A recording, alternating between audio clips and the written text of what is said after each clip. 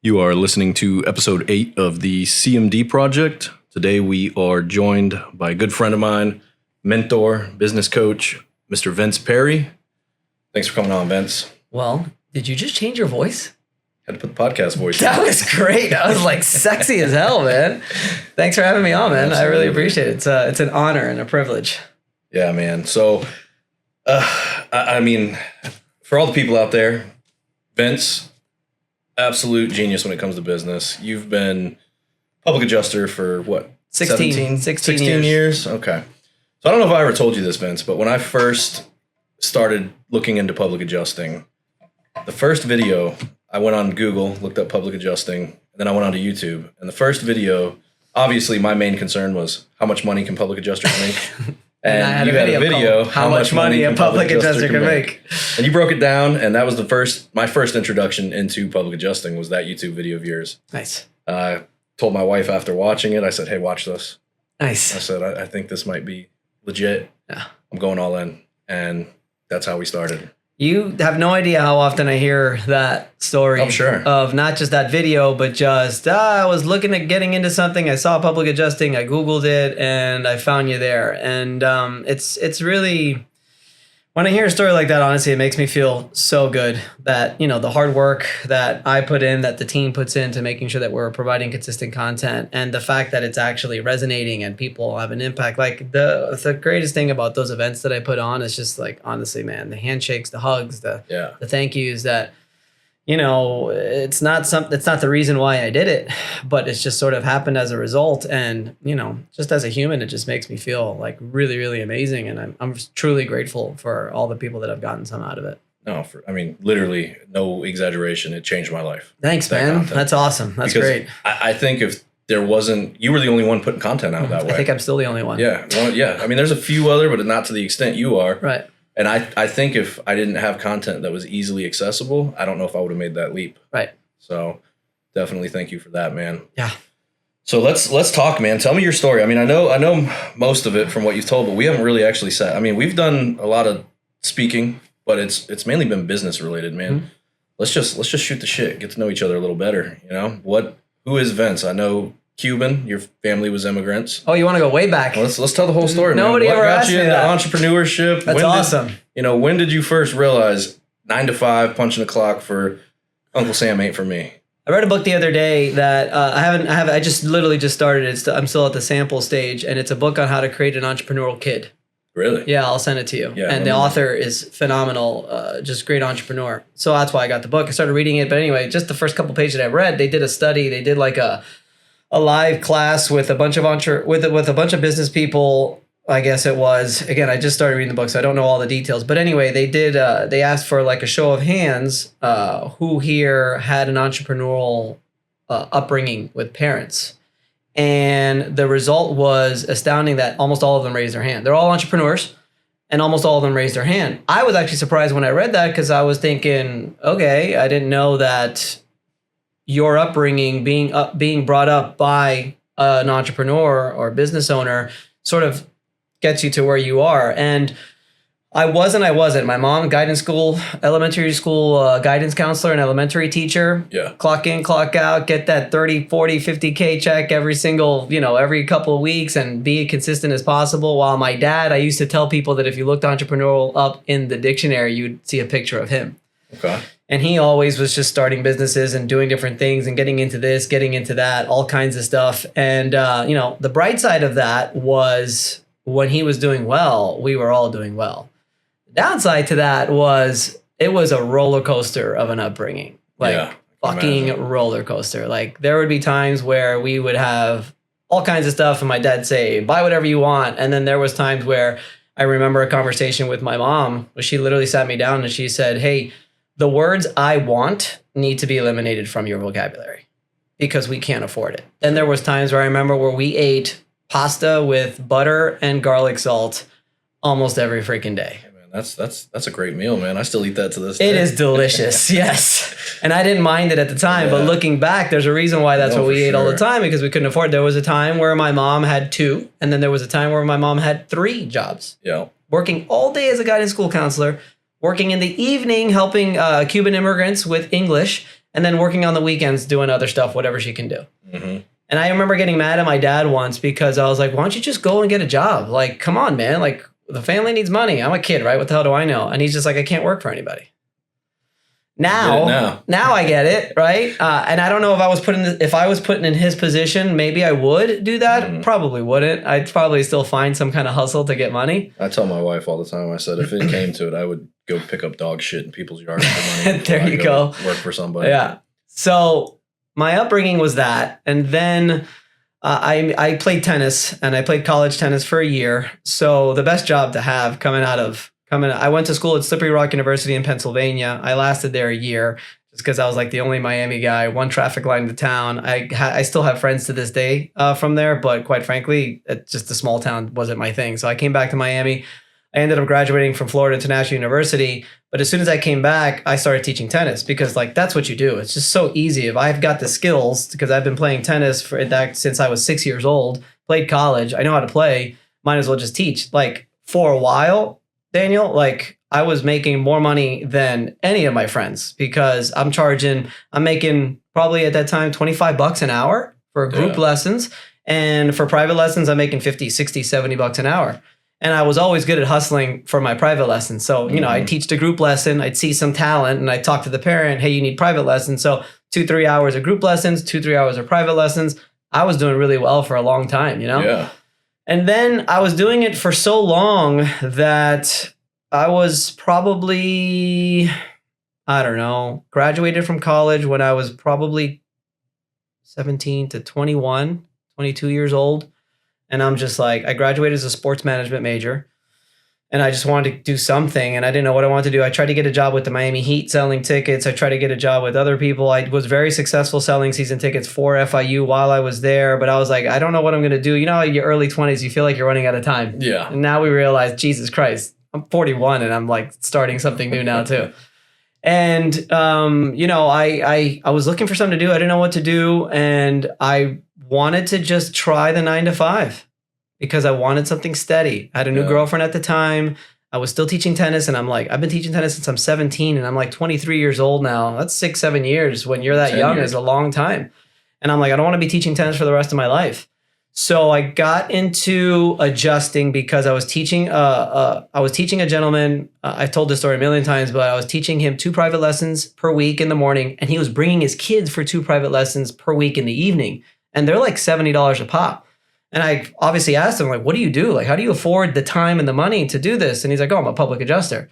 And I had no idea what that was. Google search it, find out that I found a blog that compared a public adjuster to a sports agent, which is what my dream was at the time. That's what I was going to ask. I think I remember you saying you wanted to be a sports agent. That was my dream until I found out I had to go to law school. And I tried to get into law school too. And it was just, I'm not a school guy. Yeah, me neither. So he tells me, if you're going to become a public adjuster, you should work on the other side first. You should keep teaching tennis because that's going to be a lead flow, but you should get some experience on the other side first. So I got my independent adjuster license and I couldn't find a job with an independent firm. Like nobody would take me. But I applied in so many places, I almost gave up. And then I got a call from State Farm and went in for the interview and I ended up getting the job. And I remember one of my parents of one of my students says, because I'm all excited, right? I'm like, I don't have to fucking worry about am I going to have lessons and an inconsistent workflow and I have no benefits. I have no retirement. I'm going to get benefits. I'm going to get retirement. I'm going to get, I think it was $38,000 a year, which at the time was like, great. This is going to be great. Consistent income. This is awesome. And I remember a parent just telling me, be careful what you wish for. He said, you don't know how good you have it now. You're outside all the time. You're fooling around with kids and just like having fun. And you're a coach and you're a mentor to all these kids. Like, you don't know what you're missing. And I was like, well, I'll find out. Dude, Grass 1 year, isn't bro. Always greener. 1 year I lasted. I fucking hated it. Like I had a schedule when I was supposed to take my breaks, when I was supposed to go to lunch, when I'm supposed to be on the phone, when I'm supposed to be doing my queue and my calendar and all that stuff. I'm like, it never computed for me, dude. Like, I'm sure you could relate. The idea of me being an adult and you as another adult telling me where to go, what to do, when to do it. I never it just didn't make it. I still to this day, it does not compute for me. Me neither. And I couldn't do it. I mean, besides the fact of working inside and stuff like that, I was still teaching tennis. So I was working in an area in Miami called, it's like Hialeah, Miami Lakes area. And I would drive all the way down. Anybody that knows Miami, I would drive from North Miami, basically all the way down to South Miami, which is like the Kendall area. And it was a good 45-minute drive in traffic just so I could teach a few lessons because I wanted to get some extra cash. And then, it lasted a year, and that was like '08, which is like the financial crisis and, whatever, it was like a really bad time. Yeah. And I remember them in State Farm would always tell us, well, stop complaining. You should be lucky to have a job right now. And that didn't compute for me either. Nope. I'm like, fuck you. Like, what are you talking about? I could go get money teaching tennis. Like, it doesn't matter how bad the economy is. I work at a tennis facility where there's always tennis lessons.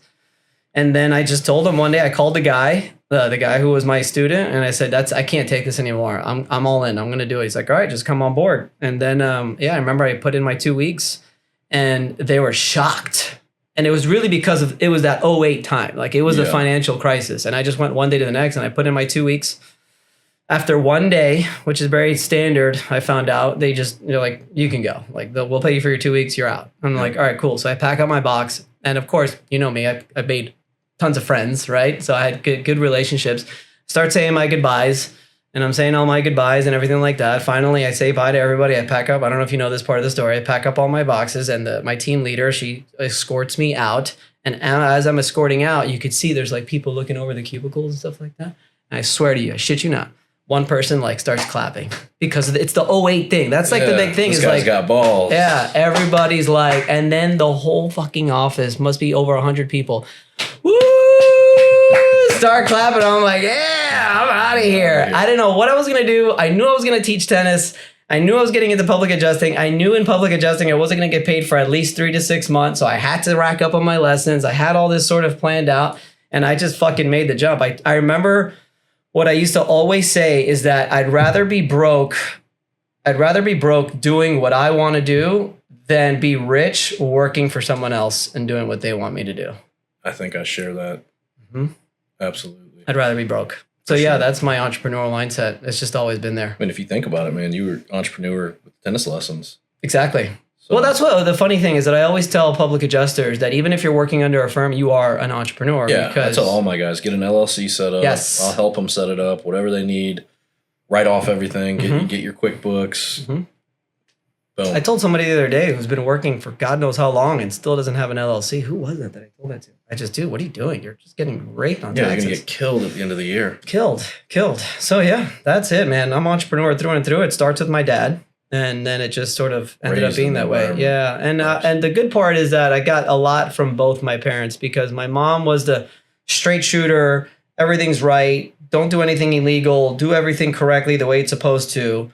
And work for someone, where I got my dad, which was like, can't work for anybody. But the downside with my dad was he was kind of a shady businessman. I come to find out later. And so I got the best of both worlds because I'm super honest, super upfront, and I'm a businessman, which, you hear businessman. I hate when people use the term businessman as like, oh, he's a businessman, like kind of a shady character. Yeah. Because there's a lot of good ones out there. A ton of good ones. I think you have to be, though, in this, especially in our industry, man. It's such a small knit community. Everybody knows everybody. Even if you don't know the person directly, you've heard of them or you've heard of their reputation. So you start tarnishing that, you're not going to last very long. I was just telling my wife I might get into a business partnership with somebody. And I was just telling my wife this morning where I've changed my attitude on how I have my business relationships, where I used to be very reserved because I think you could relate, where I have trouble trusting people. Yeah. Especially in business. So I'm very sort of reserved on the information that I give away. Yeah. Although it doesn't look like it from my podcast and from my stuff. You're strategic. But I'm trying to be always very strategic. And honestly, I've decided to sort of flip that. Yeah. And just be completely open and honest. Where what I've been noticing is the more open and honest you are with people, the more open and honest they are with you. Yeah. And it builds for a much better business relationship as well. Like this guy I'm going into business with eventually here, he's been so fucking straight up from the beginning since we've been just working together with the business brokering and stuff like that, where I owe it to him to be the same. And the way I'm gonna handle that negotiation, I'm just gonna be just like, let's just figure it out together. Like I'm open to anything. What do you got? If it makes sense, let's go all in. I may counter, whatever, but let's figure it out together. And that's just I feel like it's just a much smoother way of doing it. Yeah, for sure. Rather than keeping secrets lips, and I want more and give me more of this. I've done that. I feel like people respect that a little more too. Straight shooter, even if they don't like the answer, they're like, hey, it was honest at least. The guy might be an asshole, but he's an honest asshole, you know? That's the other thing that I've been much more like, especially with my staff and my employees. Like I tell them everything. Yeah. I don't hold anything back. Yeah. You know, and even if it's not good that they want to hear, I told my guy just yesterday, I said, you got to stop being so appeasing to me. Yeah. I put him in a leadership position and I told him straight up, I'm like, you say yes to everything I say. That's not what I'm looking for, especially in a leadership role. And if you do that with me, you're doing that with your team as well, where they're giving you whatever ideas and feedback, and you're great, because you don't want to insult anybody. Like you have to work on that. Yeah. Yeah. We have one of our guys, he just did his first mediation yesterday. He was too agreeable. I told him he's got to be a little more pit bull in there we need. With the other adjuster? Yeah. You don't have to be mean about it or adversarial, but you've got to stand up for yourself a little bit more. You have to, but that's different though. That's not what I'm talking about. What I'm talking about is more with like your own people. With the insurance company, you gotta fucking stand up for yourself. It's brutal out there. Yeah. No, but I agree, man. The honesty, because I'll tell you, with the mastermind we're in with you, you know, because we've hired you to business coach us. Yeah, and it's been great. I'll be honest. With the lessons you were teaching and the things you were bringing to the table, I truly don't know if we would have been able to handle the volume if I hadn't have absorbed some of that knowledge. Nice. That's awesome. It's helped us scale to an extent. I know you're getting into scaling, and you're the one who said, hey, everybody, I remember specifically, you were on the meeting with us. You guys all need to start a fucking podcast. Oh, yeah. Well, here we are. Yeah. Podcast, good. And I've decided, man, same thing you were just saying. I'm just going to be, screw it, man. You like me, you don't like me. Complete open book. Here's what I know. Here's what I don't know. Maybe what this I know might help some people. Just bring as many people on, talk business. And speaking of business, I did want to talk today about this new venture of yours. I know we were talking on the phone a few weeks ago about it, but fill us in on that, man.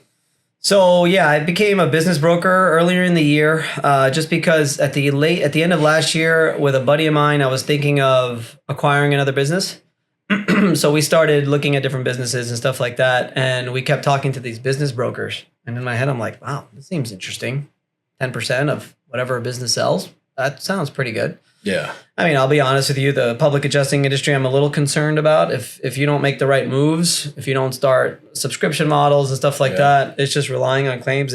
Even 16 years ago, it's just if you're not bringing in a lot of consistent claims, it becomes very hard to make a living, or at least to just manage it all. It does. So yeah, I'm getting into that. And then also next week I'll be getting my certified exit planning advisor certification.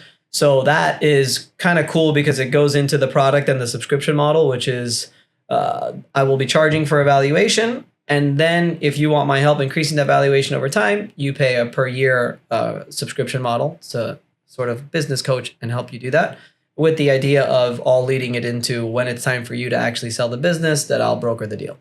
Nice. So you're going to essentially help businesses scale. I think so. Still not totally sure. Like I said, I was talking to these guys yesterday. It's Mirtha and Mirtha here, local in Tampa, and they're an accounting firm and a bookkeeping firm and like a CFO firm.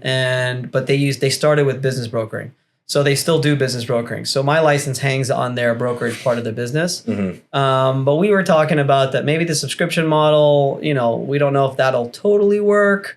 But you like the idea of charging for the valuation, but the idea is also to try to get as many listings as possible. Yeah. And then also potentially get a lot of brokers inside of the firm. Yeah. So that's something that we're probably going to be doing as well. And you're going to kind of head that off of trying to likely, yeah. We talked about literally probably just starting a whole new company and a brokerage itself, new name and everything, and partnering up. Nice. Yeah, that was pretty cool. Yeah, because you've got my wheels spinning, man. I'm not gonna lie, because I share the same sentiment of I'm scared with the public adjusting, and I was just talking about that to the previous guest of, I don't know what's going to happen. Yeah. You know, I mean, I'm sure, like you said, PAs are going to be around, but am I going to be able to sustain my same lifestyle with that I've grown accustomed to? So my business coach told me, because I brought this to my business coach, Dan Martell, and I literally like, what do I do? And he just flat out, he's rough too. Like he's a tough. Yeah, that's what I like, man. Just me too. Give it to me. And he's like, you're the CEO. You're the visionary. It's up to you to look out for your team and for your family and to see into the future and to make a move and pivot and do what you're supposed to do for all of them. Yeah.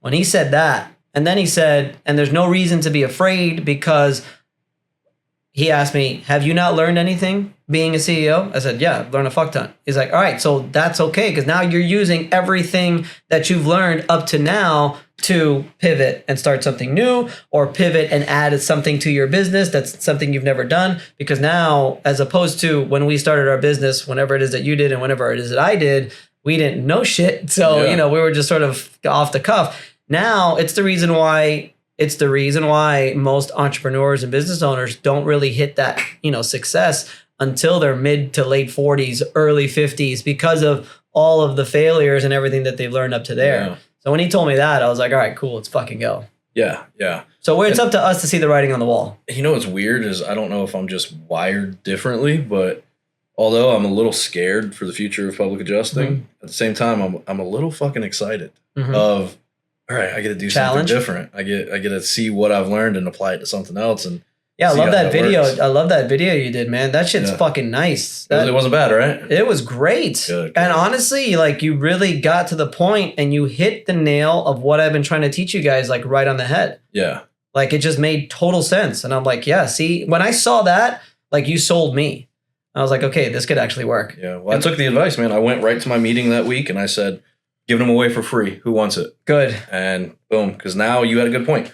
Now I can actually put a product together. Yes. I can give it to the homeowner. And now when I give them my product, well, now they can give me feedback. Yep. And I can use that feedback. And they get a testimonial. Yes, testimonial out of it. And I can get ideas of what a pricing might be on it. So I was telling one of our mastermind members, Rich, yesterday that, what would be a decent idea too is like find out what they pay for their insurance. And maybe I feel maybe like a 10 or 20% pricing point around there would probably be ideal. That could be like, hey, it's only 20% of what you pay for your insurance. And we're here to help you, lower your costs in your insurance and make sure that your inspections are great. So I'm trying to feel, because what he proposed to me, I was like, what are you doing here that your insurance agent is not going to do? Yeah. Right. And then that's where I gave him some ideas, but then also told him about the price point where, if you're he was on one of the price points, he was like at $200 a month or something. And I'm like, that's great, but you better provide, like I told you guys, the add-ons with like the contractors and the landscaping people and like all that stuff. You get access to the vendor list. I'm still, like I said, I'm still figuring out exactly what it's going to be, but now I get some practice to put a report together, play with some things, plug some things in, and it'll be a finished product. I'll do 5 of them and I'll have a nice product. I told Chris too, in regards to like the referral fee from the contractors, where you'd probably, and then if there's a discount, you probably want to work something out where if they give a 10% discount to the client and you're getting a 20% referral fee for referring them. By the way, this is not for a claim, so don't, it's not a referral, not a kickback. It's not. But you get the 10% difference. Yeah, because if you're not on the 10%, 20%, whatever it is if we're under contract representing them. We're not representing them. No, this is not representation of a claim. This is just a pre-loss risk assessment. Boom. Pre-loss risk assessment. That's it.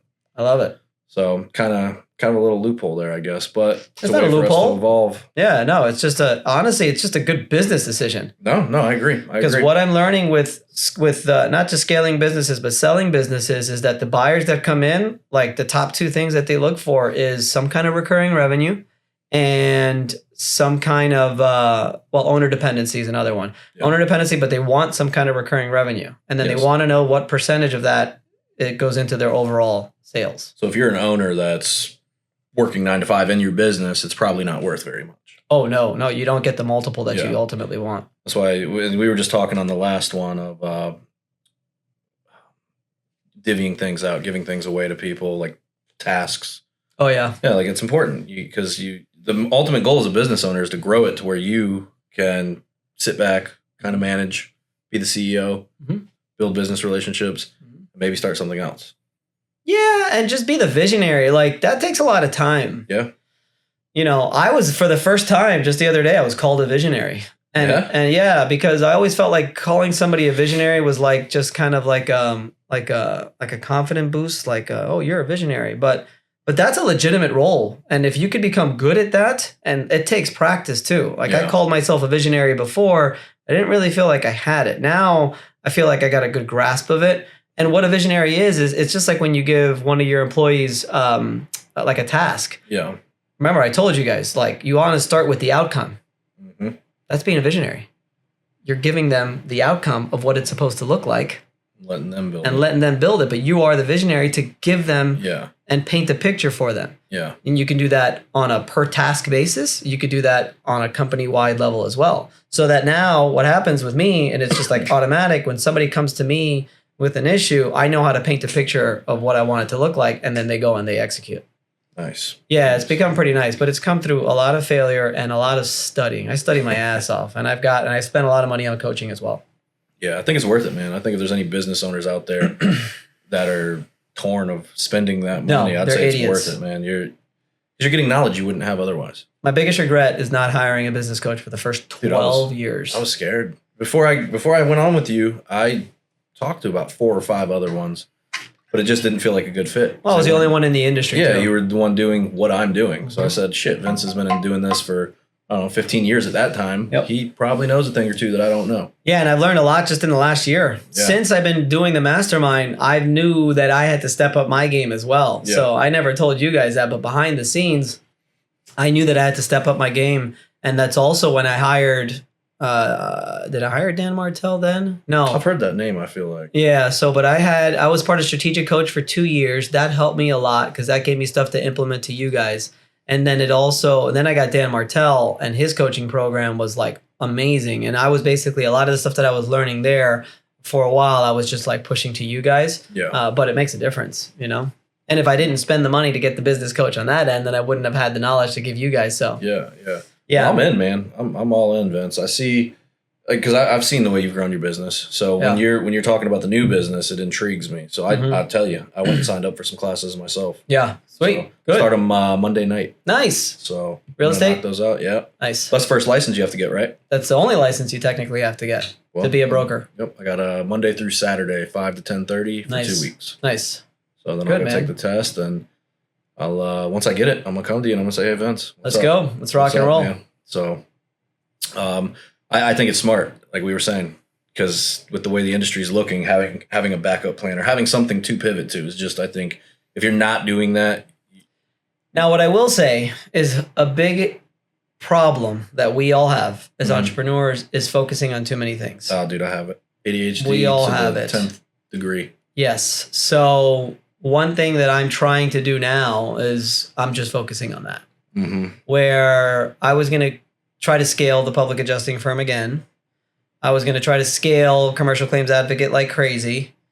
And I've kind of made the decision to let that sort of coast. Yep. While I go all in on this.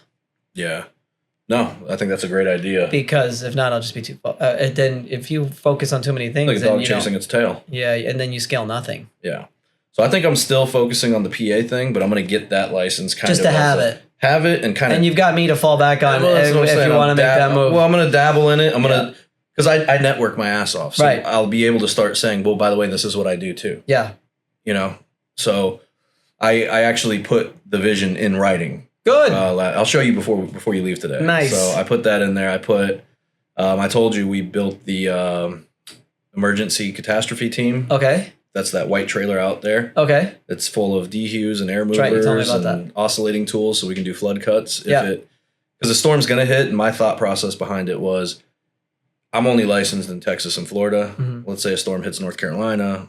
I'm going to sit here and miss out on a ton of money, or I'll go do flood cuts. And just go make money. Yeah, go make money. Yeah. So we've got 400 tarps also. Nice. So I looked into it. You don't need a roofing license to tarp. Good. It's emergency mitigation. So, nice. But yeah, I kind of feel sometimes that, what the fuck are you doing, Daniel? You've got these 3 things you're trying to juggle. So I think it'll all work out though. I think I'll Yeah, and you play around with it a little bit, and then if you just, I think the good part about having a couple things to juggle is you sort of figure out what it is that you like the most, and then you want to go all in on it. Yeah, yeah. Well, because I was considering trying to do the mitt thing locally too, but I decided against it. Nah, I don't want to chase little bathroom leaks. I'd rather sign claims here, work it as a PA. Yeah. I want to keep that strictly for out of state Mm-hmm. if we have to chase something where we're not licensed, and then obviously the broker license for fallback plan, dabble in it. But the PA thing, what I really think I'm going to scale, and I know I'm all over the fucking place. It's fine. You'll get there. So last storm season, we actually worked with another PA firm. They needed help scoping and estimating, and we did about 700 estimates for them. That's not a bad deal there. Dude, I think in 4 months, they ended up paying me like close to $700,000. It was part of the estimate was what? Did you have to scope it too? Scope it, an estimate. Did you photograph it also? Photographed. Yep. Telling you, man, you can do that direct to consumer. That's what I'm saying. That's what I'm saying. I'm going to start doing it. I think I'm really going to dive into that and just productize and try to scale the PA business. I'm telling you, I think that's the future. I need to call Holly again. I need to call these people again. It's kind of a what is it? What's the word? Like, it's kind of a brand new idea. Yeah. Yeah. I don't see anybody really doing it. Everybody's so dependent on that contingency. Yeah. And now it's even scarier because Citizens is taking us off the checks. Yes. So. And I always say 16 years ago when I started, or even 5 years ago, I wouldn't have cared. Yeah. Because I have such a good relationship with my clients, they're going to pay me no matter what. Mm-hmm. My relationships with my clients hasn't been the same the last 5 years. And I think that has to do with the insurance companies making it so difficult. Yeah. Where I've got clients that are just like, well, fuck you. You didn't do anything. You didn't help me. Why should I pay you? Yeah, it's hard. Or you didn't do that much work, so I'll only pay you this much. Yeah. It's hard for them to see what really goes on. Oh, it's impossible. I mean, you think about it, these insurance companies are billion-dollar companies. They have a whole legal team. I think really they're in an office building somewhere in some city, sitting at a big round table, coming up with ways to slow the claims process down and get rid of PAs. And fuck the PA. Yeah, I truly believe for sure. I guess I won't name names, but there's a couple insurance companies in Texas, boy. Yeah. What? Like, I see the letters because I still go into the office and I still scan all the letters for the girls to take care of, and I see every single one I get from this one particular insurance company. It is the same letter every time. Yeah. And it's always like $1,000 or $900. Yeah. Every single one. Calculated bad faith, man. But it's hard to prove that shit. Yeah, and it's hard to fight it too. I mean, even our claims coach Jeremy, he's a little frustrated because he knows what he's teaching you guys is good stuff. Is great stuff, and you could throw all this shit against the wall, and sometimes nothing sticks. Yeah, no, you have to have an attorney on your side, and they need to know how to bill it. Yeah. Because that's the other issue is it's used to be so easy to convince a client to go to litigation because you could just say, you don't have to pay anything. It has to be worth it. But now it's like, what's the point? I just rather give up. Yeah. Well, that's the thing too, because I hear the argument too. Sometimes they'll say, well, why not go directly to an attorney? And my answer to that is you want to pay 30-40% right off rip, fine. Or you can give me 10% to do all the legwork, potentially get it settled. But if I don't, well, now we just give it to an attorney who's going to charge you less because I have a working relationship with that attorney. Right. And you might be out of pocket 25-30% total, versus 40%. Yeah. So I just love the idea of charging for the claims package and walking away with $2,500 in your pocket. Yeah, no, that's a great fucking idea, honestly. It's just having money. I mean, so I was running it out too. How, because $2,500. What if it's a small bathroom leak?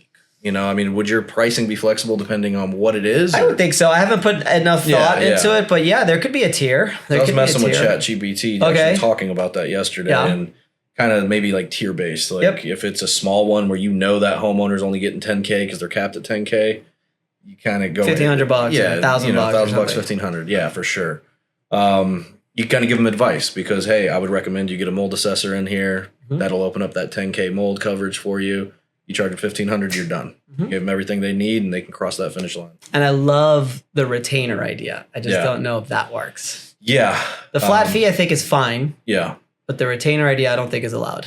You don't think it's allowed? I don't think so, because if you act as a public adjuster, So you put your narrative together. That means that you have to charge a contingency.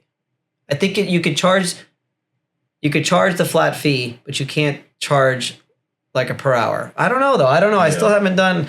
It was one conversation with Holly Soffer. She's great attorney who helps public adjusters a lot. And I had one conversation with Nancy Dominguez. Yeah. And I never had another one. So I need to follow up with them in regards to that. But both of them were just like, yes, gray area this, and I'm tired of playing in the gray area. Yeah. No, me too. But I mean, regardless, we're gonna have to evolve. I saw The Founder yesterday. Have you seen the movie The Founder? Oh yeah, with Ray Kroc. Yes. Is that his name? Greatest movie ever, especially for guys like us. Loved it. And I saw it for probably the fourth time, but I hadn't seen it in about a year or so. And I'm watching it last night, and the McDonald's guys are telling him about their story, and they had a menu with all these different things, and they just started cutting stuff off the menu. And then he's like, but we didn't stop there. And they kept cutting stuff off the menu. And then their menu was just hamburger, cheeseburger, milkshake, and fries. Yeah. That's all it was. Yeah. And to what you were telling me about how much money you made off of the estimates, I think that's something good to look at. Compare how much money you made off the estimates, how much money you made off claims. And then I would also consider the time that it took for you to make that money. And maybe you got to go Ray Kroc McDonald style. And so that's the thing is that I've done that, and I made more money on the claims, but we got hit right here with a flood. So it was I'm looking at it as an anomaly. Yeah, because the other ones you made in Texas, the estimates, right? I did it here too. Oh, okay. Yeah. So that's the thing with the claims. I'm stuck. I'm stuck to Florida or Texas unless I want to spend more money, get licensed in more states, deal with that headache. It's more overhead, or I can go scope stuff in any state, anywhere in the entire country. You So can it go opens California fires and stuff. and I'm not really dependent on a hurricane hitting Florida. I kind of get around that, and we can call attorneys, we can call PA firms, and different. Your target market becomes different. It's no longer the consumer in a way. You could target public adjusters and attorneys. Exactly. And even contractors. Yep. And go scope, estimate, and show them. Because another thing I was thinking about doing too is I've got so many fucking ideas. But I'm writing ebooks right now. So I'm 80 pages into a fire claims book. Nice. But I realized one of the big disconnects on flood claims this year was the contractors not submitting their invoices properly. Okay. So if I continue signing flood claims as a PA, if I ever do again, I'm going to set that precedence from day one. If you're going to work with our PA firm, here's a ebook or a printed book that vets mitigation companies for you. Are they going to submit dry logs? Are they going to do moisture mapping? Are they going to document taking off the countertop so we can get those paid for? Are they going to do all this? These are questions you need to ask your MIC company. If you need one, we can get you one here now. But more importantly, with your GC, are they going to itemize their invoice? Are they going to do it properly so that we can successfully get you supplemented? Because without that, there's nothing we can do for you. Right. And I'm going to set that precedence day one. Here's a book. It has templates showing what a proper invoice from a GC looks like versus what a crap invoice looks like. Nice. So you need to show these to whatever GCs. You need to look at hiring your GC as a job interview. Okay. Because they're going to make or break your claim at the end of the day. That's kind of what I'm working on putting together. Maybe 10 pages, nothing crazy. I was going to say, I think that would be good. Just I think you said something. like 80 pages. That's the fire. Gotcha. That's walking a homeowner. I'm going to sell that on my website, but that's walking homeowners A to Z through a claims. I mean, I have in there how to fill out an SPOL. Nice. The resource where to get an SPOL online, the resource where to file mediation. Like I've got A to Z. Love that. So that one I'm going to sell for $299. I feel like if you can spend $299 and follow that play by play and recover an extra 20, 30,000 yourself, whatever it is, $300 was worth it. And maybe provide like also access to you or somebody on your team if you have any questions. Yeah. They have like clarification on it. Yeah. That's not a bad idea.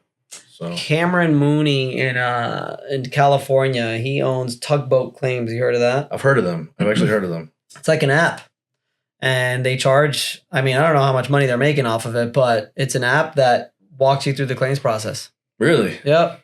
Oh. They charge for the app. Again, I don't know how much they charge to download the app, but if you're a homeowner and you suffer a claim, you could download this app. You could, I guess, upload whatever it is, and then the app or whoever's in charge of the app will help you throughout the claims process. And he says that it's for the tiny claims. It's the best thing. Yeah.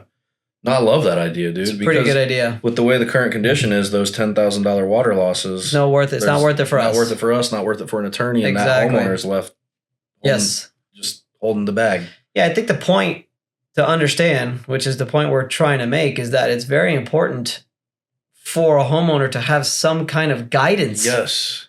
Even if it's an app called Tugboat. Even if it's an app. Because, yeah, I was watching something yesterday where the homeowner, they purposely make the policies impossible to understand. Yeah. They make the estimates impossible to understand. I had never seen an exact, I mean, you look at somebody comes to give you a quote, a general contractor, they give you a freaking page and they clearly display the line items. Mm-hmm. It's not fucking Xactimate that's got R&R this and all this stuff. Like, I didn't know what R&R was when I started being a public adjuster. I remember the first time I looked at an estimate, I was like, what the fuck is this? Dude, it's tough. It's tough to read. Yeah. Even to this day, it's tough. Like, you got to sit down and focus. Mm-hmm. You know, or plug them into ChatGPT. Thank God for that. But yeah, no, I mean, they purposely make it very complicated. You know, and then you get paid. You're like, oh, I got fucked. All right, whatever. And then you don't know that you could, you could request supplement. You can get a reinspection. You can do all these things. That's their game plan, though. They don't blatantly tell the homeowner, oh, you can do a reinspection. Oh, you can do this. Oh, here's what we're paying you. And just if they take it and go away, they take it and go away. The claim's closed.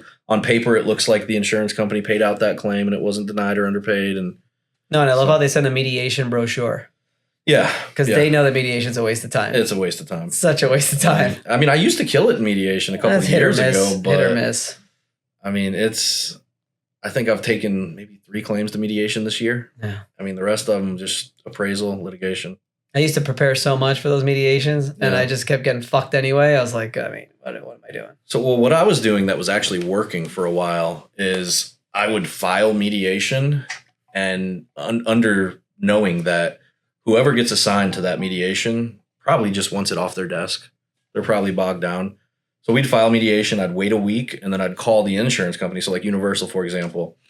I'd find out who was handling mediation, say it's John Smith. I'd call John Smith, leave a message, and eventually I'd get in contact. I'd say, hey, man, I know you're busy. You probably got a lot on your plate. I'm busy as well. Is there any way we can settle it? Numbers? And we were 80% of them. We were getting the settlement. And then we'd email the DFS, hey, no longer need for mediation. Nice. So that was actually work, but it doesn't work anymore. They changed the game. What do they do now? Oh, we're not allowed to negotiate prior to mediation. What? Yeah. I guess it's been that long since I had settled one of those. Yep. So, but for about a year and a half, man, I was getting claims settled quick using that strategy. And yeah, the issue I'm having is that the trend is just not positive. No. I haven't heard positive news in so long. It's always negative news, and it's always a trend for us to continue to shift this way and shift that way. And it's exhausting.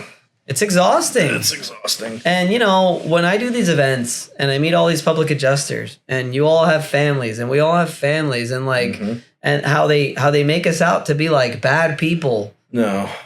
Well, it doesn't help when you do. I mean, but that's the thing. Every industry has bad apples. Mm-hmm. Every industry. There's good, there's bad. But I do this to feed my family, and I got to hear Jimmy Petronas talk a bunch of fucking shit about me and what I do. Locust.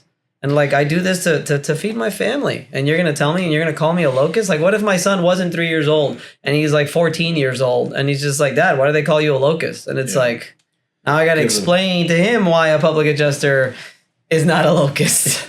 Gives a bad perception to the public, especially when they advertise it throughout the state of Florida. It's not good, man. Especially what we talked about at the beginning is I learned from my dad, and I'm a super straight shooter, man. I do nothing shady or illegal or anything even close to it. No, I'm a fucking just a public adjuster. But by automatically being a public adjuster, people are like, ah. Yeah, you get a bad rap. I mean, just having that title. It's it's like used car salesman. They get bad raps. Exactly. I mean, it sucks, man. Yeah. But I mean, at the end of the day, when I'm home at night and I'm looking myself in the mirror brushing my teeth, I know that I do the right thing. Exactly. So I don't really give a shit. Yeah, that's what matters most. I've got my wife, I've got my daughter, and I do what I need to. Just beautiful daughter you have, by the way. Thanks, man. How old is she now? 5. 5. How old's your kid? 3.5. Oof, it's getting fun. Yeah, he's awesome. Yeah. He's so much fun. Yeah, my daughter, dude, we go out every weekend and do something. So I'll take her to the beach. Last week we went to Adventure Islands and before we got there, she's like, the night before, she's getting scared. Like, Daddy, I don't want to go down these water slides. So I was showing her videos. I'm like, no, you're going. And so she's walking up. I don't know if you've ever been to Adventure Islands, No. but they have one called the Wahoo Remix. Where is Adventure Island? Right across the street from Busch Gardens. Oh, it's right here. Yeah. Ooh, I gotta take them. Yeah, All right. It's cheap too. It's $100 for the year. Nice. You can go as many times as you want. But we're walking up the steps to this big water slide. And the way this water slide is set up is it's a big tube that I think up to 4 people could sit in. So me, my wife, and my daughter get in the tube. And she's like, Daddy, I don't want to do this. I don't want to do this. I'm like, no, you're going to do this. You can do it. You can do it. And we slide down the slide. And she's... Again. As soon as we hit the thing, those are the exact words that came out of her mouth. Again, I want to go again. I want to go again. Yeah. And then all day after that, we were just water slides. That's awesome. So I try to raise her that way of you can do it. Yeah. Don't doubt yourself. I have like names for him. His name's Maximo, so I call him Maximo the Brave. Yeah. Maximo the athlete. Maximo the smart, intelligent. You know, like I have all these like nicknames for him, just so he could feel like good about himself. Yeah. It's but I've noticed now that she's 5 is even when I go to help her, I'll be like, hey, you need help with that? No, I got it. Good. And I'm like, yes. Yeah. You got it. I mean, letting your kid fail is so important, man. Yeah. I try to explain that to my wife because she, I think that's just the mother's love. Yeah. They want to do everything for the babies. Yeah. No, not me and my wife. We're just like, no, fuck them. Let them figure it out. Yeah, that's how I am. Like, figure it out. Oh, you fell and bumped your head? You'll be okay. His cousin, like their parents, I mean, just like I'm in their house and it's every 5 minutes. Careful, Lucas. Careful with this. Careful with that. Watch out with this. Watch out with that. Make sure and I'm just like, dude. Kids, man, they're gonna make mistakes. They're gonna fucking fall on their ass. My kid already has a chipped tooth. I'm like, it's gonna be gone anyway. Yeah, you'll lose it.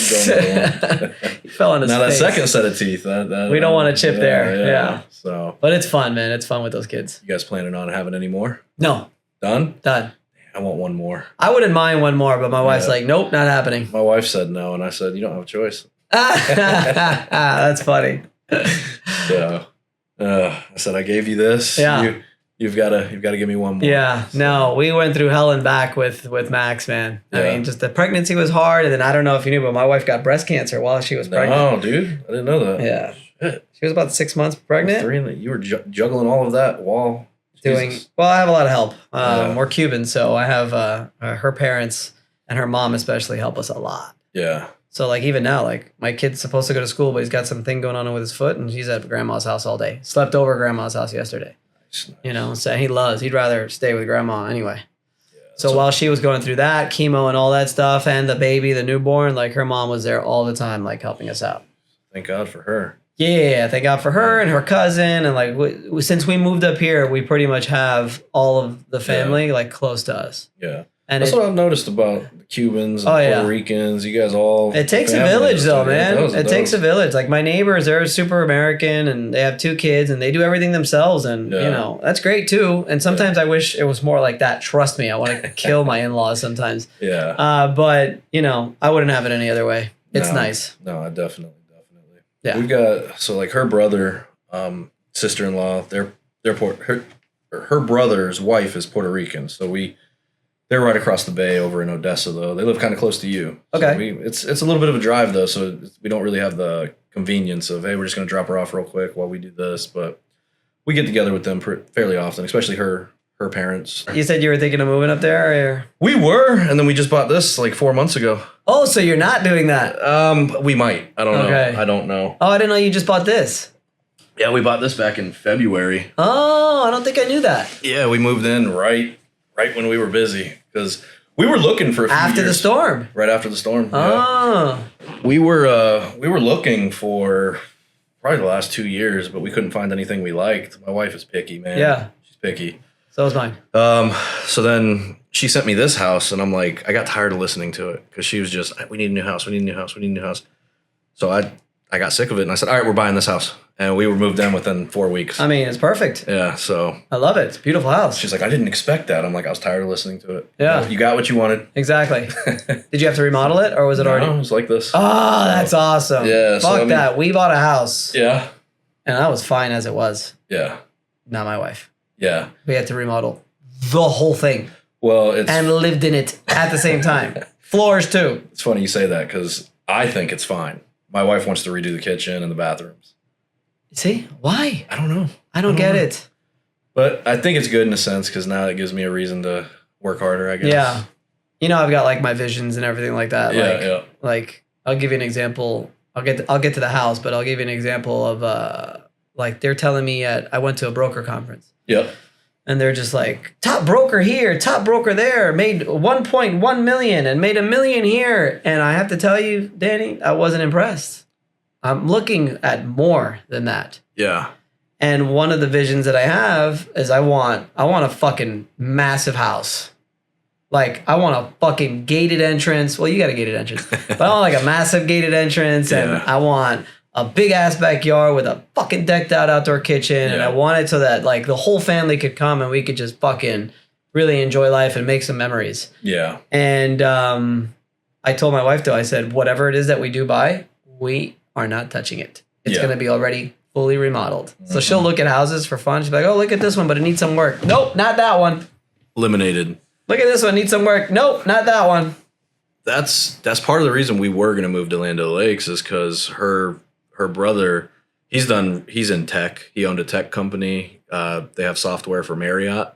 So he sold his company about 5-6 years back for a pretty penny. Nice. So he bought 20 acres over there and they're building a family compound. Nice. So it's going to be, everybody was going to get their own house. Nice. So we're still considering it because I think it'd be beneficial for my daughter to grow up with her grandma right there. That's the thing that I'm really grateful for. My son loves it, man. He loves being around his grandparents. But me, I like my privacy. Me too. At the end of the day, it's not about me. That's an American thing, man. I'm telling you. That's like, because me, I was raised, my mom's Cuban, my dad's American. Yeah. And yeah, my dad was pretty strict on like, it was always the three of us. Yeah.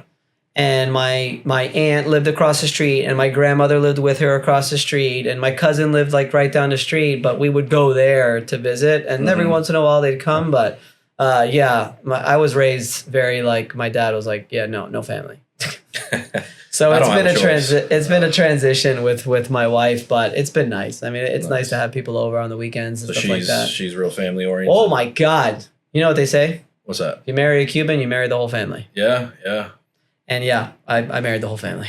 There you go. But it's nice. It's definitely got a lot more good than bad. Good, man. Good. I think that's good for the kids though to have, like you said, it takes a village, man. It really especially does. My kid, he's an only child like your kid, so you know it's good to have some other cousins always running around and different things like that. That's why I want one more, man. Yeah. I want her to experience what it's like growing up, fighting with your siblings. Well, you have siblings, right? Yeah, yeah. I don't, and neither does my wife. Oh, you're an only child? So is my wife. Oh, yeah. I got 2 brothers. We used to kick the shit out of each other every day. I feel like it would be easier too because they play with each other. Yeah, we maybe not in the beginning, but I feel like once they hit that 6-7 years old, like it's like because like now when my kid's with us, it's like we always have to fucking play with them, which I love to do, but you know it's a mission sometimes. So sometimes I've got to do work. Yeah, and then I explain I got work, and the first thing out of a 5-year-old's mouth is why? Why? Why can't you hang out with me instead? I tell him because you like to go to Disney, right? Yeah, that's what I say. You like all this. You like your clothes and your toys. I tell him it's for the money. Yep. And it's so that you can go to Disney and buy more cars. So then he's all about it. He's like, go, do your thing. Kind of the same way. Yeah. So, but now the brothers, man, I mean, we kept each other occupied. We'd be out of the house. We were 90s kids. So we were like that last generation. Yeah, I would say so. We'd leave the house on Saturday and Sunday at 7 a.m. and we'd have to be home before the lights were on. Yep. You know, so we'd be every day after school, going outside, riding bike. Yeah, lights come on street lights come on, we're back inside. Yeah. You know, but we were never home. Yeah. We were gone. Yeah. Same with me, 6 o'clock, I had to be back home for dinner. Yeah. Yeah. And it was good. It was good. Unless, you know, I feel bad for these kids these days though, because just looking at the tablet and online 24/7 cannot be healthy. Yeah, but that's the way it's going too, right? Like I'm teaching my kid how to talk to ChatGPT because that's just the direction we're going in. And maybe even like, I don't like him in front of the phone and stuff like that, but maybe the sooner he learns how to use it, the sooner he learns how to do something else, because I have a feeling in the future, everybody's going to live in some kind of virtual reality anyway. You watch Black Mirror ever? Of course. Seen that? They had a VR episode. I don't know. I've watched all of them. Yeah, apparently they put like a chip in your brain, take your consciousness and put it into some VR simulation. It was a trippy show, man. Yeah, I love that fucking show. Yeah, it was good. I tried to get my wife into it. She just cannot get into the sci-fi stuff. No, yeah, I'm not a sci-fi person, but that show's good. Well, it's good because they mix the tech with it. Yeah, technology. It's hard to watch it before you go to sleep though, Because Yeah. then you have like nightmares. Because But it's like rough. I do think kids learning the tech it's good, but I don't want them on it 24/7. I know. But I mean, I'm not gonna lie though. When I have dinner with my wife and my kid, it's kind of nice to give them the phone so I could actually have a peaceful dinner. I've been trying to implement though no tablet at dinner. Yeah. And it's a fight. Yeah. But I mean, whatever. I guess I'm a softie with her. No, I mean I'm the same way. I try, but sometimes I just let go. I'm just like whatever. I'm not gonna lose. Work and daily life is hard enough. Yeah. And how much do you think I'm trying to establish like how much of the quote unquote bad habits and things that we allow our kids to do actually have an effect on when they're older. Like, I don't know, like for example, drinking Coca-Cola, eating fast food, being on your tablet. I'm more, and I try to limit those things, but I'm more of the just showing my child unlimited amount of affection and love and a lot of talking and communication. And I feel like if I can get those things like there and building his confidence, then whatever habits that he establishes now could always change when he gets older. Yeah. We don't keep soda in the house really. Like if she has a soda, it's when we're out to dinner. No, my fucking mother-in-law. She keeps them. Yeah. Yeah, dude. My mother-in-law does it when she buys these little Coke Zeros when she does come. Yeah. And that's No, my kid is addicted to Coke. Yeah. Yes. Jesus. Yeah. And I tried to stop it in the beginning, but it was one of those things. It's like, that's one good thing I think we did is my daughter's addicted to water. She's like, Daddy, I need water. yeah, my kid does not like water. Oh God. Yeah, it's awful. So who knows? When they get older, your daughter's gonna become addicted to Coke because she never had it, and my kid's gonna hate it. Probably. Because like I was a '90s baby and '80s baby, where all I ate was fucking fast food, pizza, hot dogs, and macaroni and cheese every day. TV dinners, and hungry TV man. dinners. Yeah, TV dinners, and now I'm a fucking health nut. Yeah. So it's like, I don't know. I think you got a point though, man. Is that if you do show them the affection, show them you love them, because I think if you don't, that's what really fucks a kid up. You know?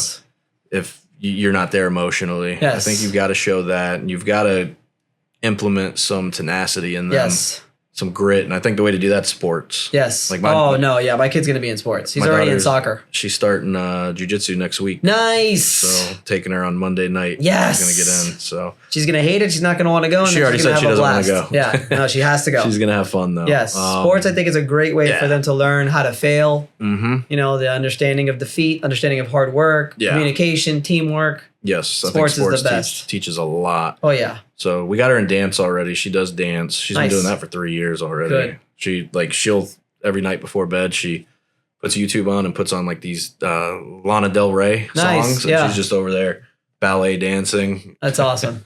So she loves that. And then we did soccer last year. I actually coached it right in the middle of the storm, dude. Yeah. Oh, I had to go to soccer practice Wednesday nights, and we had soccer games on Friday nights that I had to coach. Meanwhile, I have 150 flood claims that I'm working. Oh, dude. Yeah. I know. I'm not doing that this year. A necessary break, though. Yeah. I asked her, I said, do you want to do soccer again? She's like, probably not this year, Daddy. I said, thank God. So we're gonna sit that one out. But mine has soccer practice tomorrow night. Nice. It's fun, man. It teaches them. I mean, because at that age, they're just running around, really. But, they sleep so good that night. So it's good. My kid's always been a good sleeper, thank God. Mine sleeps through the night, but it's getting her to sleep. That's the problem. That's the new thing for him now. Yeah. What a fucking mission, dude. Yeah. He just does not want to go to sleep anymore. Once she's asleep, though, she's out. Mine too. I could throw her on the floor. She wouldn't wake up. So yours too, huh? Oh, yeah. I feel like it's like a sleep cycle that they're going through. Yeah, I think it changes. Like she doesn't really nap anymore. I don't know if your mine kid still naps. Yeah, mine. It's occasion. Like if we're swimming all morning, she'll nap. Yeah. But if we're just laying around the house having a lazy day, she's not napping. Yeah. So no, mine still naps. Nice. The hell, man. So we talked about parenthood. Yes. Tell me how you and your wife met, man. My wife and I met on plentyoffish.com. No shit. Yes. Nice. Yes. Saw her profile. I was like smoking. And she's a Leo. I'm a Libra. That was like I'm a Leo. That was like my pickup line. Yeah. And I said, hey, Leo and Libras, we're compatible. Yeah. And then she's like, oh, and then she responded, and then we met that day. And then I remember because my wife, when we were always texting, I mean, we literally met the day that I actually texted, but we were texting back and forth through the app. I think she gave me her number, and then we started texting, and then we met up that day, and we were texting back and forth for a while. And then when I met her in person and the Cuban accent came out, because on text, her grammar was perfect. And then the Cuban accent came out. I was like, whoa. It was Cuban, huh? Yeah, it's meant to be. It was pretty crazy. Nice. Yeah. Well, it's Miami. Everybody's Cuban pretty much. Yeah, I forget. You guys lived down there for a while. I was born and raised. You've only been in Tampa, what, 5 years? 6 years? 41 now. I was 35, so about 6 years. Nice. Yeah. Good, man. Good. So, all right, what, let's hop back to business here for a minute before we wrap up, I know we, got to know each other a little better today, but obviously the podcast here, I'm still figuring it out. I'm just doing it. Yeah, that's how you do things. I figure you just I think speed is always very important. Speed. Just get it going, and then fix it up as you go. Everybody I've brought on thus far though has been an entrepreneur that has their own business owners, and that's kind of what I think I'm going for. Okay. Just advice. So what advice, man? You got another, because we're PAs. So we get some PAs listening to this. What advice do you have for them if they're thinking about becoming a PA today? For being a public adjuster today, I would say got to make sure that I think education is very important right now. Yeah. More than it was before. Where like when I first started, I was just thrown out and just be like, just go find claims. Yeah. And it didn't really matter because you couldn't really screw up a claim back then. Where I remember I'd go back to the office and I'd be like, I just don't want to screw it up. I'd be like, you can't screw it up. Like if there's damage, just fucking sign it up. Yeah. Also back then, I would look at I would sign up a claim before even looking to see if there was coverage, because as long as it said HO3, it was a covered loss. Yeah. Open peril. That's not the case anymore. It's not the case anymore. So I think if someone's going to become a PA, I think it's very important to just really, really get educated. Like really, call me, maybe join a mastermind, call Jeremy, call you, call somebody, call Matt Mulholland, download, find whatever educational material you can, because I think the learning curve is a lot more than it was before. Yeah. On top of that, the sales portion and making sure that you're finding claims. That part I think now is probably the easier part, because you could still go down your contact list and just start telling people about claims and stuff like that, or you can go chase a storm. But I think it's very important to educate as soon as possible, and I would recommend now more than ever to work with another firm.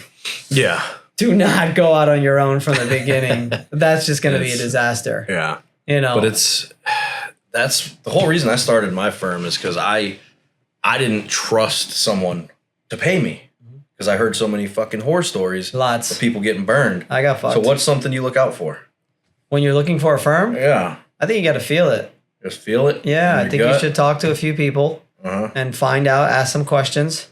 And just like, I'll give you an example now, like even with my new certification, the CEPA certification, I literally went on the CEPA on the website where all the certified people are. And I reached out to about 20 of them. Nice. And I've had already 3 30-minute calls. I'm just getting a feel for the industry and what it's about. And then the same thing for the brokerages and stuff. I'm reaching out to them and finding out what their commission splits are and what do they provide and so on and so forth. Not because I want to go work for them, because I'm going to open up my own.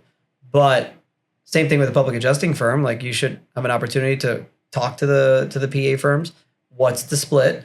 What do you get for that split? So if it's like a lower end 40 or 50 or 30, 40, 50% split, what are you getting in return for that?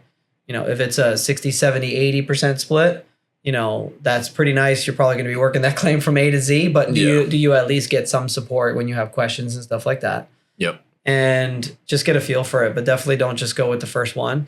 Talk to a few of them and see which one you feel best. But then also make sure that you have money saved up. Yeah. Or have a side hustle. I always tell people, what do you do? Oh, I'm a waiter. Great. Don't quit your job, because number one, you'll have some consistent income. And number two, you are talking to people and that could be a claim. Dude, 2 of the best guys I hired were waiters. Yeah. Oh yeah. Bartenders are the best. Yeah. There's a company out there. I don't know the name of the company, but they actually target bartenders. Yeah. I was considering just going to bars. Hey babe, I gotta go have a beer. I'll be back. What do you do? I'm working. Yeah. Yeah. And you let them know. Okay. You want to change? Yeah. Or no, don't change. But this is an opportunity for you to make some fucking fat cash. You want to make more money. Yeah. Because they're personable. They're great. They're great at talking to people. Great at talking. Yeah. So I can teach you everything else. I can't teach you to hustle, and I can't teach you to talk to people. Right, exactly. So all the back end stuff, how to read a policy, I can teach you all that. Yep. But that's what I would recommend. Yeah, I think that applies to multiple businesses though too, just in general. If you're just an entrepreneur. Yes. So like you said, you're literally reaching out to your competition right now just to learn. Yes. Nice, savage, man. Yes. Savage. I'm doing that, but the advantage that I have is that I've already got the next 10 years planned out already. What is it? No, like I've got my product that's already completed. I've got the subscription model already laid out. I've got all of the landing pages already almost done. We've already got how much we're going to be spending on ads to gain leads. I've already got ready 2 salespeople ready to come in. We're building our CRM right now to make sure that it's organized for the salespeople to come in. And this is for the new business, all of this. All done. Wow.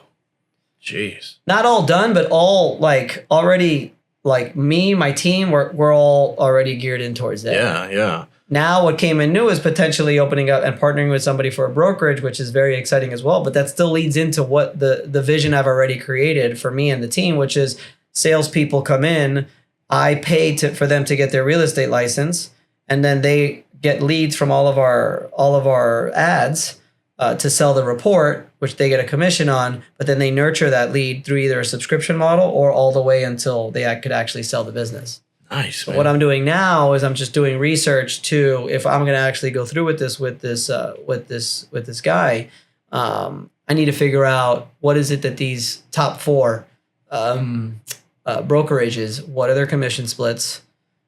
What do they offer for their commission splits? What makes them unique? What makes them different?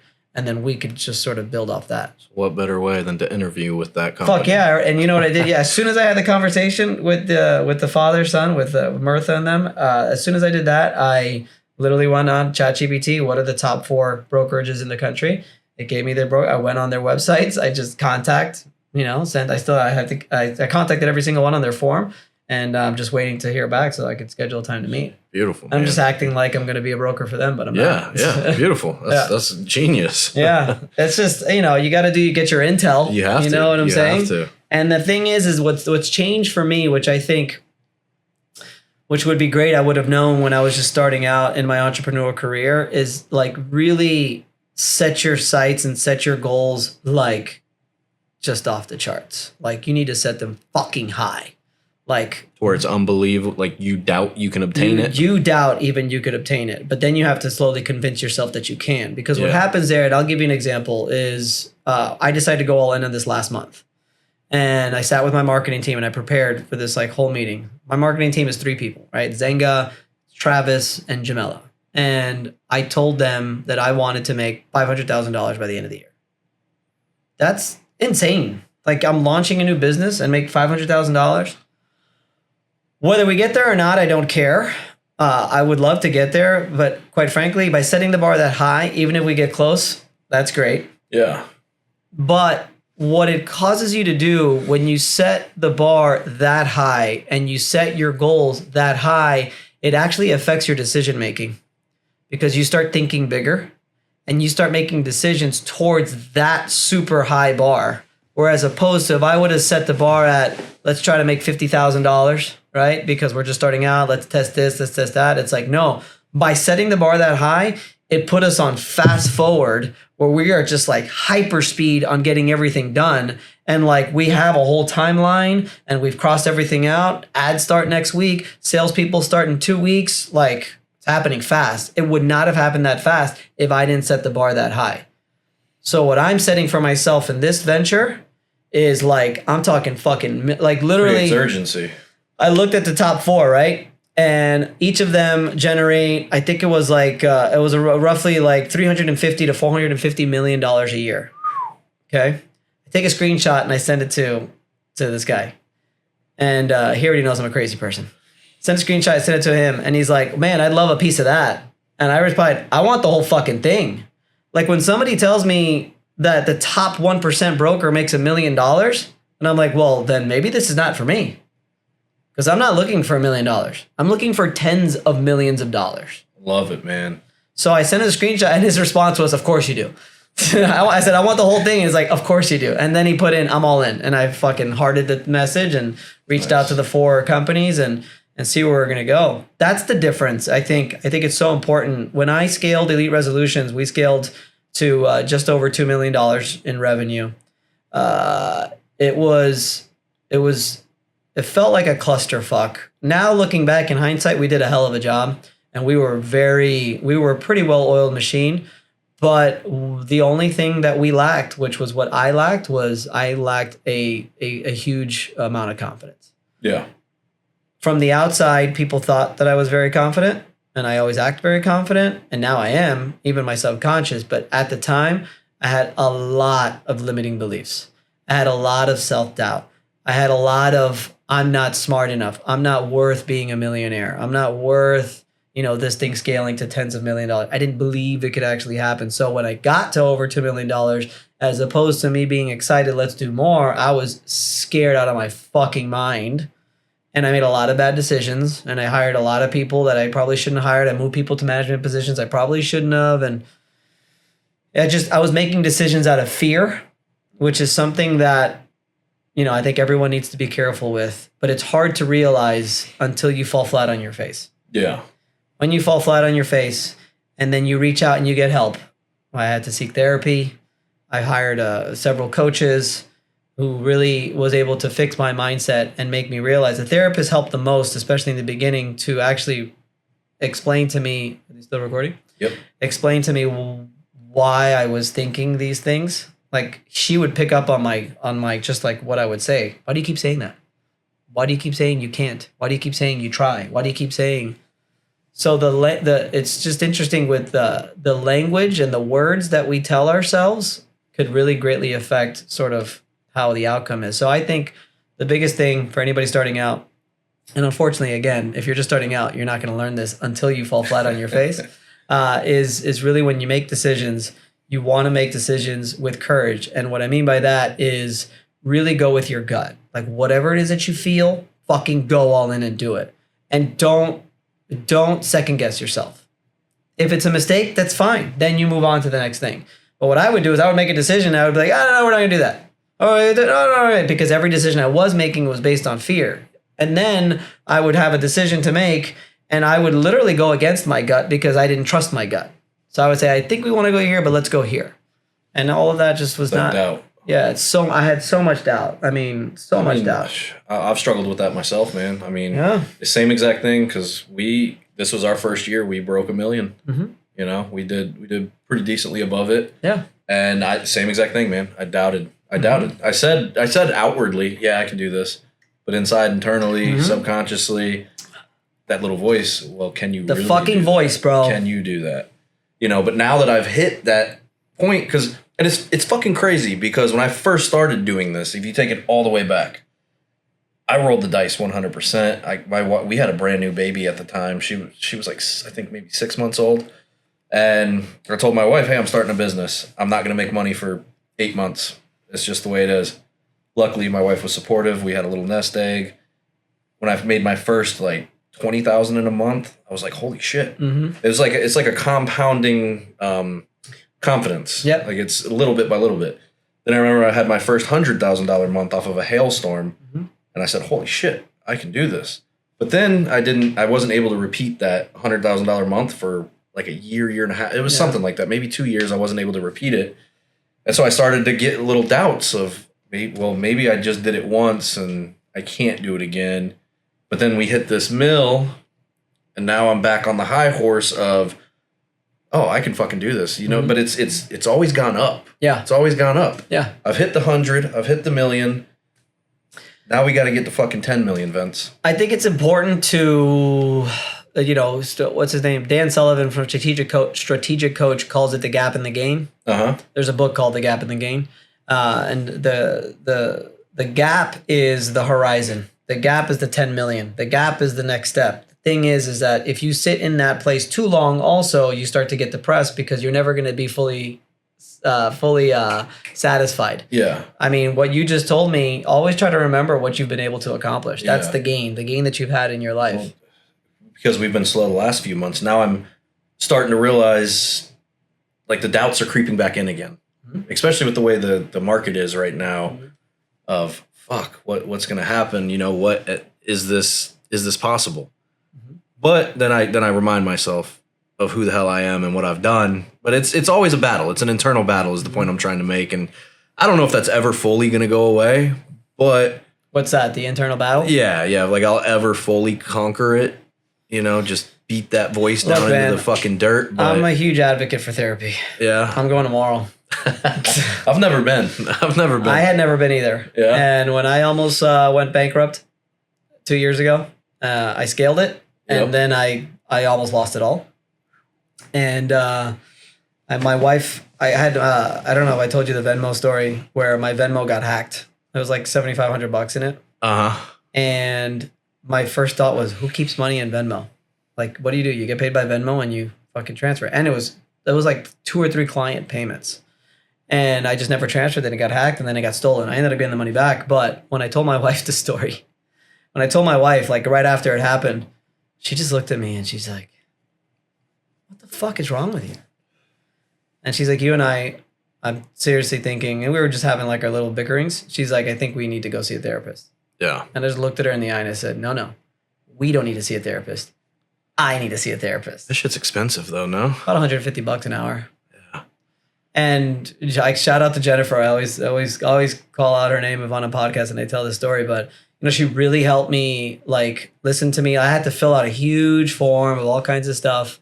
And she really helped me, really figure out where this comes from. A lot of your limiting beliefs and a lot of that devil talk and stuff like that usually stems from stuff that you heard while you were growing up. Yeah.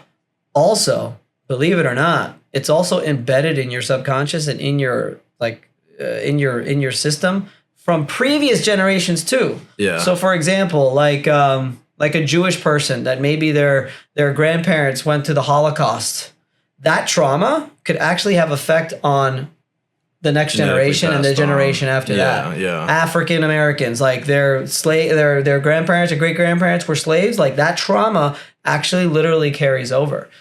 And you have to be able to figure that out. You have to understand it, and you have to now, every time that voice comes around, you have to hear it, and you have to be able to know what to do with it. Yeah. I mean, I've gotten better at taming it, I guess you could say. Like I've broken past barrier after barrier, but it's a battle, bro. There's an internal battle, man. Yeah, you get to the point where it's no longer a battle. Yeah. So like last week was a little bit. It came back. I had burnout for the first time all year. Yeah. And it came back. Well, no, I had it burnout a little bit in the beginning of the year, but that's because I was dealing with my mom's dementia and stuff. Yep. We've been able to solve that issue, but yeah, I got some burnout last week, and I couldn't figure out why. And that's when I went back to the book, The Big Leap. And The Big Leap talks about why is it that anytime things are going really, really well, we find a way to sabotage it. Yeah. We find a way to either get sick, or some bullshit happens, or we just start thinking negatively and stuff like that. And it's always after good things are happening.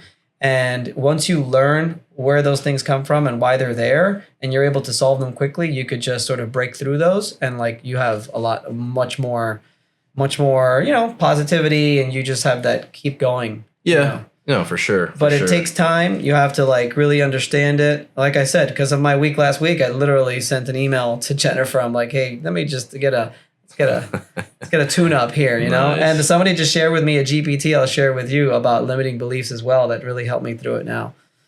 And for me, I know exactly what it is I've never done it. Like my vision, I've never done it. Mm-hmm. So I know that I subconsciously have doubts on whether I can. Yeah. But I also understand that that's fucking bullshit. Yep. We're human beings. We're extraordinary creatures, and we're all capable of whatever it is that we set our mind to. Oh, for sure. And I know for a fact I'm going to get to that level. Yeah. Now, and that's the thing, because my vision keeps getting bigger and bigger as time goes on, though, too. Because when I first started this, it was, oh, dude, if I can make $15K a month, I'll be happy. Yeah. I'll be fine. Started doing that, and then I wanted more, shooting for more. And now it's, I don't know, man. The other fear people have is, what if it all falls apart?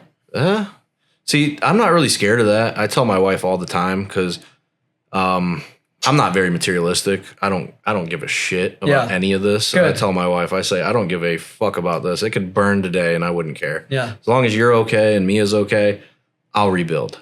So I don't really care about that. Good. I think I don't know. Maybe I do need a fucking therapist, Vince. I'm telling you, it's great. I think everyone should have one. Yeah. The thing is, I find a lot of people, they find bad ones. They're just like, oh, I don't like it. I didn't like it. I got lucky the first one. I need someone that'll call me on my shit. Yeah, Jennifer's not like that. I don't need a coddler. My business coach is like that. He's fucking an asshole. Yeah. You know? That's what I need. An asshole? Someone to call me on my shit. Well, then get your fucking shit together. Hey, man, I'm doing it. Stop being a pussy. Yeah, I hear you. But yeah, man, shit, we're at I know what do you got lined up after this? I don't know. What do I got? I think I'm going to go see my mom after. I know that. Okay. And I have... No, pretty good. Oh, shit, I was supposed to meet with Travis, but that's okay. Cool. Yeah, I didn't know we're almost an hour and a half here. So, holy shit, nice. Yeah, flew by, huh? Yeah, it was great. Awesome. Well, any last bit of advice? Anything for anybody, man? I think I gave it all. Gave it all? Think so. All right, I appreciate it, Get brother. up, get after it. Let's go.